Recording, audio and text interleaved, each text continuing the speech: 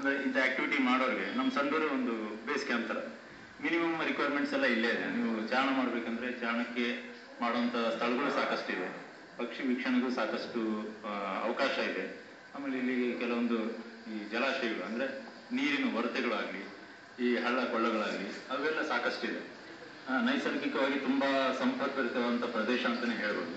So ಹಾಗಾಗಿ ಇದ್ರ ಬಗ್ಗೆ ಕೆಲವೊಂದು ಗಮನ ಹರಿಸಿದರೆ ಈ ಕಡೆ ಸಾಕಷ್ಟು ಜನ ಇಲ್ಲಿ ಬಂದು ಇಂಥ ಚಟುವಟಿಕೆಗಳನ್ನ ಇಲ್ಲಿ ಮಾಡ್ಬೋದು. ಇಲ್ಲಿ ಬ್ಲಾಸ್ಟಿಂಗ್ ಸದ್ದು, ಮೈನಿಂಗ್ ಭರಾಟೆಯ ಆಚೆಗಿನ ಸಂಡೂರಿಗೆ ಕಾಡಿನ ಜೀವ ಕಡೆ ಬಂದಿದೆ.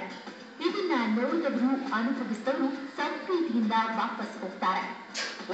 ನಿಜಕ್ಕೂ ಕೂಡ ಸಂಡೂರು ಸೂಪರ್ ಕಣ್ರಿ.